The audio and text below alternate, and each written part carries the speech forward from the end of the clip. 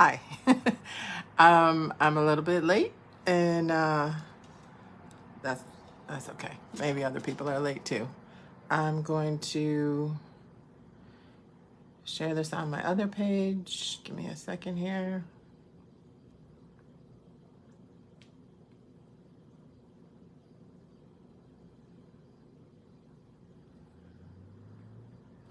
And hopefully this all works out.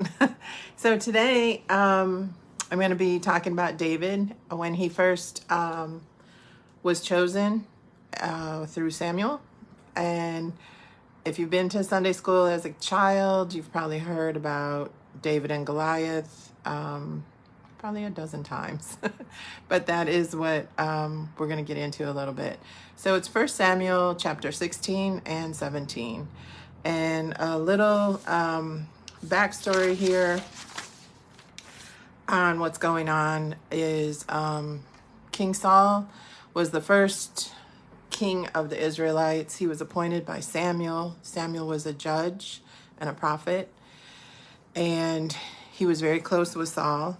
And Samuel received word from God that Saul was to kill the Amalekites, all of them, including their livestock. Guess what Saul didn't do? Saul did not kill them all. He kept the king as kind of a prisoner souvenir kind of thing, and some of the best cattle. He didn't get rid of all the livestock like he was supposed to. So when Saul approached him about this, when Samuel approached Saul about it, Saul's answer was, "Oh, I was gonna use those cattle for sacrifice." He's kind of backpedaling because he didn't do what he was supposed to do. And so in verse 1, chapter 16, verse 1, Saul is sad, kind of, I don't know if he's having a pity party or what, but he's sad because he was close to Saul and it was the first king. And so it's kind of like, now what? This didn't go how it was supposed to go. So in verse 1, now the Lord said to Samuel, "You have mourned long enough for Saul. I have rejected him as king of Israel, so fill your flask with olive oil and go to Bethlehem. Find a man named Jesse who lives there, for I have selected one of his sons to be my king." So in other words, God is like, all right, get up, go. You've got to do something. This plan didn't work. There is another plan. And I think that would be a good thing for us to remember, because a lot of times we have like this, it's a great plan. I know I've done it. It's a great plan. Why isn't it working? Because that's your plan. God has a different plan. So get up, get over it, and get going. So Samuel is a little afraid to go because, again, he's close with Saul. And if he goes in to Bethlehem and is looking for a new king, he's afraid Saul's going to hear about it and Saul's going to have him killed. So the Lord says, just go and bring an animal for sacrifice and do a sacrifice, because Samuel was a judge and a prophet, and so he was a holy man. So he goes and he does what God told him. He brings an animal for sacrifice, and a few of the other men from the town see him, and they know who he is. They know he's close to the king, and they're like, "Why are you here?" So he says, "I'm here for sacrifice." So he goes with Jesse, and they do the sacrifice, and so he knows. Samuel knows that one of Jesse's sons Jesse has 8 sons, and one of his sons is supposed to be anointed. So of course the oldest one is right there. That's the first one Samuel sees. He's tall and good looking, and Samuel's like, this must be the man. And he's a little bit older, and so the Lord tells Samuel, that's not him. Don't look just on the outside. It matters what's inside. It matters what's in the heart. Character matters, right? And We tend to do that. We look at all the outside stuff.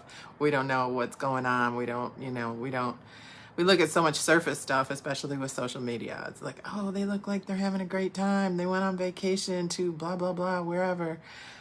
Maybe that vacation was to try to save their marriage. Maybe that wasn't just a happy, so we just see the outsides, right? So, the other brothers all come, and so 7 of them come by, and the Lord tells them, no, none of these.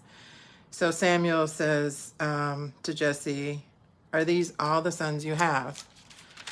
And Jesse says, no, I have a youngest one, but he's out with the sheep in the fields. Now, it's not like the field was right there, just open the door and the field's right there. The field's a ways away.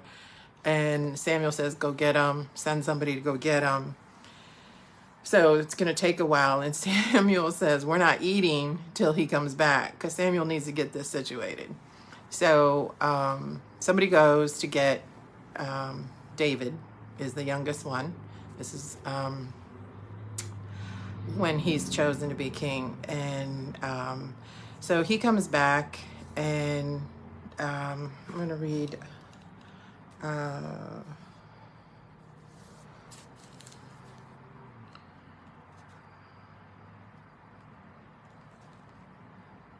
He comes back in verse 12, chapter 16, verse 12.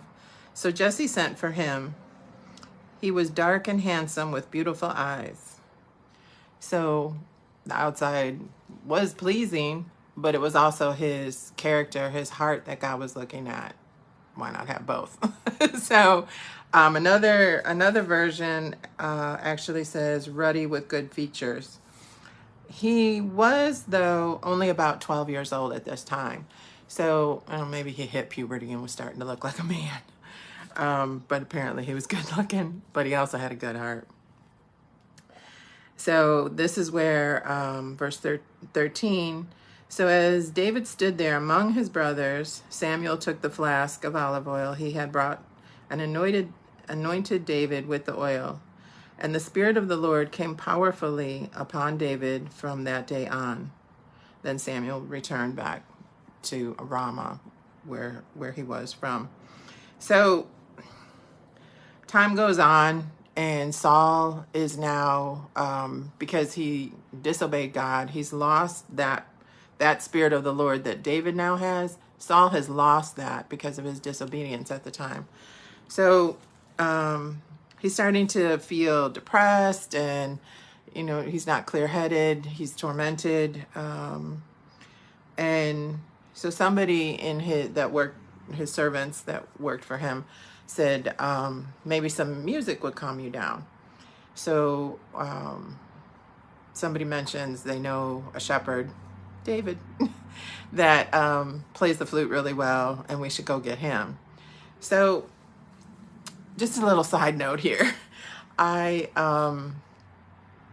battled depression quite a bit, quite serious depression years ago, and it was mood-related depression. There are some depressions that are actually a chemical imbalance and definitely need medicine. This was more mood related, and I was able to bring myself out of it. It was not easy. And so whenever I would start to feel that depression coming on me again, it was like almost like I felt a dark cloud just kind of enveloping me. And so what I had learned was I would turn on Christian music, some gospel music or something, and it would lift my spirit. And so that's basically, I think, what's going on here. They get David, he comes and he plays the flute for Saul and really helps Saul a lot. So Saul asked Jesse, can David stay here with me? And, because he had a job, he was a shepherd. And he said, can he stay with me for a while? So he does. He stays there. But then in chapter 17, the Philistines now are kind of declaring battle with the Israelites.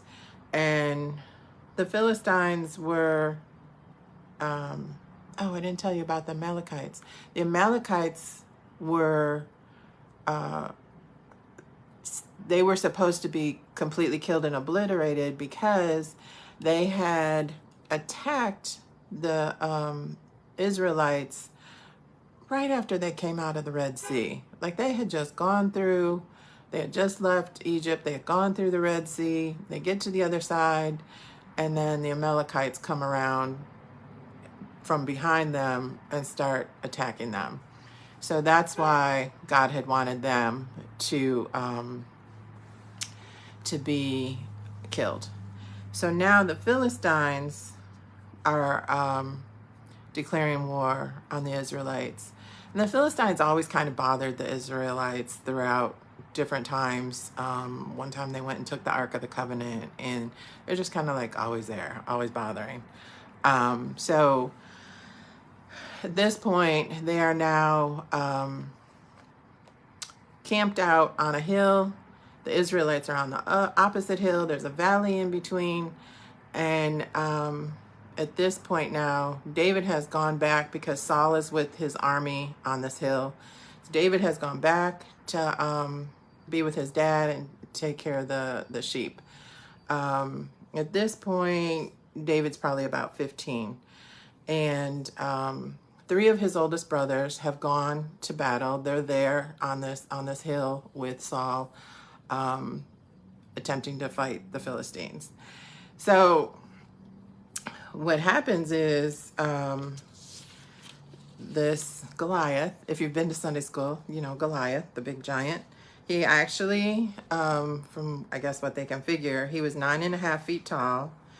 He must have been a big guy. I'm picturing like big, you know, like at least 300 pounds or more, you know, because his armor that he wore weighed 125 pounds. Then he had a big spear. They said it was like big like a beam with a spearhead on the end, and the spearhead alone weighed about 15 pounds. So to be able to chuck this, you have to be pretty big and strong, right? So he's like the superhero for the Philistines. He comes out and comes out and says, let's read this. He taunts the Israelites. So this is chapter 17, verse 8. Goliath stood and shouted a taunt across to the Israelites. Why are you all coming out to fight? He called. I am the Philistine champion, but you are only the servants of Saul. Choose one man to come down here and fight me. If he kills me, then we will be your slaves.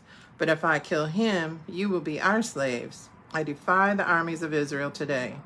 Send me a man who will fight me. When Saul and the Israelites heard this, they were terrified and deeply shaken. So, this is going on for 40 days. Every day he comes out, makes this taunt. The Israelites back up. They're scared. Nobody wants to go. Not one person wants to go. So, just like I said, David's oldest brothers, 3 of his oldest brothers were there at the army. So at one point, Jesse, David's father, says, you need to go bring some food to them and see what's going on, see how it's going. So David goes, and of course, as brothers do, you know, especially the youngest one, they get into an argument. And so let's see, let's do verse 24 again, with Goliath taunting them every time they see him. As soon as the Israelite army saw him, verse 24, chapter 17, they began to run away in fright. So David's there now, and he's seeing this happen. Have you seen the giant? The man asked. He comes out each day to defy Israel. The king has offered a huge reward to anyone who kills him. He will give that man one of his daughters for a wife, and the man's entire family will be exempt from paying taxes. David's overhearing this. He's watching what's going on. He's overhearing this, and he talks to one of the soldiers and says, "What? What is the reward?" And they tell him again the same thing that he thought he overheard. But now his brothers hear that he's nosing around and stuff, and they're the big brothers. They're in the army, you know. So verse 28, when David's oldest brother Eliab heard David talking to the men, he was angry. "What are you doing around here anyway?" he demanded. "What about those few sheep you're supposed to be taking care of? I know about your pride and deceit. You just want to see the battle." So I don't know if you have like the youngest. It seems like the youngest boy of the family never stops. They don't stop talking. They will argue anything. It's been my experience with my brother. Sorry. He knows this. And my youngest son, he knows this too. But so verse 29, as is with the youngest, David says, "What have I done now? I was only asking a question." He walked over to some others and asked them the same thing and received the same answer. Then David's question was reported to King Saul. So King Saul knows David because he used to be there with him playing the flute. So it gets out that David's asking questions. It gets over to Saul.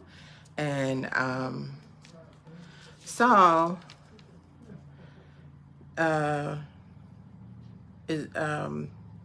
David tells Saul, verse 32, chapter 17, 1 Samuel 17, verse 32. "Don't worry about this Philistine," David told Saul. "I'll go fight him." Okay, let's take a little pause here. David is a shepherd, okay? He's out there in the field, takes care of his sheep. Taking care of his sheep means he has to be pretty adventurous, pretty bold, pretty confident. He has to stop anything that's coming at him. So I know some cowboys and some ranchers, some cattlemen, and they're not your 9-to-5 kind of guys. They're going to handle it, you know, and they're on horses. So they have even more to take care of, right? Because they have their livestock that they're moving, that they're herding, that, you know, you have to, if perchance one of your livestock, whether it's a cow or a sheep, gets out of the herd, you have to try to catch up and get them back in. Or if they tumble down something, you have to tumble down there with them and get them back up. And, you know, and if you're a cowboy and you're on a horse, you have to be careful of your horse. You don't want your, you know, anything to jump out and bite your horse, spook your horse. You don't want anything to attack your livestock, you know, depending on where you're at. It could be coyote or a bobcat or a rattlesnake, whatever. So these are kind of adventurous, bold kind of guys, right? So this is David. He's a shepherd. So he's right there on the ground. He's not even up on a horse. He's right there on the ground with anything that goes on. He has to handle it, okay? So he's got a bold personality. Now, at this time, he's 15, so he's got that going for him, too. So he's telling the king, "I got this. I'm going to fight this giant that nobody else will fight," right? So basically, when you tell a person like this, like a cowboy or apparently a shepherd, somebody that has this personality and has to handle whatever comes at them, when you tell them you can't do it, they hear challenge accepted. So this is where David is in verse 32, on 33 now. David tells Saul, "I'll go fight him." And verse 33, Saul says, "Don't be ridiculous. There's no way you can fight this Philistine and possibly win. You're only a boy, and he's been a man of war since his youth." Verse 34, but David persisted. Here we go with the stuff he's already done. "I have been taking care of my father's sheep and goats," he said. "When a lion or a bear comes to steal a lamb from the flock, I go after it with a club and rescue the lamb from its mouth. If the animal turns on me, I catch it by the jaw and club it to death. I have done this to both lions and bears. I'll do it to this pagan Philistine too. For he has defied the armies of the living God. The Lord who rescued me from the claws of the lion and the bear will rescue me from this Philistine. So David has, he was given the Spirit of the Lord. So he has that, as well as his personality of the shepherd, of confidence and ready to take on a challenge, right?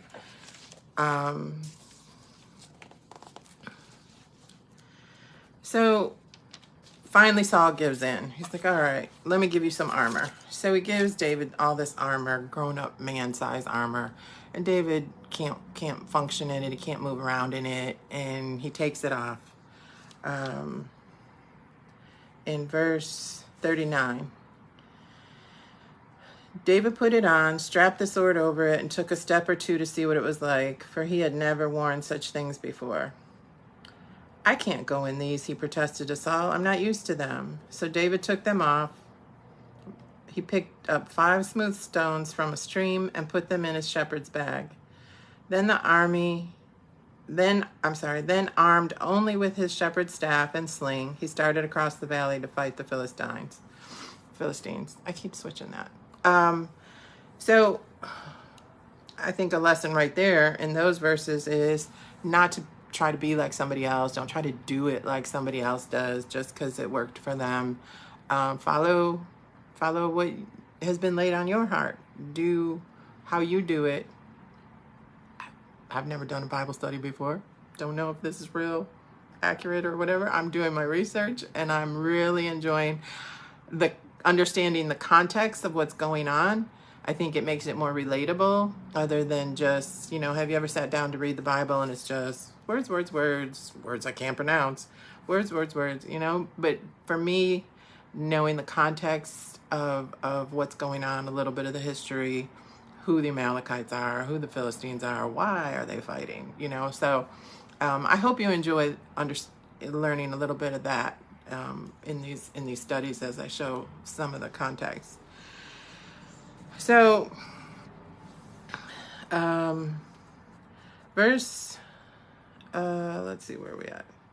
So verse 41, Goliath walks out towards David with a shield bearer ahead of him, sneering in contempt at this ruddy-faced boy. Am I a dog, he roared at David, that you come at me with a stick? Because he has a slingshot, and it's made out of wood. And he cursed David by the names of his gods. Come over here, and I'll give your flesh to the birds and wild animals, Goliath yelled. David replied to the Philistine, 15-year-old. You come to me with a sword, spear, and javelin, but I come to you in the name of the Lord of heaven's armies, the God of the armies of Israel, whom you have defied. Now this I really like. Verse 46, David says, today the Lord will conquer you, and I will kill you. So there's more to that verse. He says the same thing basically back to Goliath. I'll give your body to the birds and the animals. But I liked how David said, David knows he's going into this battle. He knows he's going into this fight. And he says, the Lord will conquer you and I will kill you. So he already knows God is going to do this. God is going to make a way. God is going to make this happen. David just has to go through the motion of killing him. But he knows that he can kill him because God is going to do this. God is going to conquer this situation. So we're going to stop here. There's obviously way more to David's life because he does become king. This is all happening right around age 15. He becomes king at 30.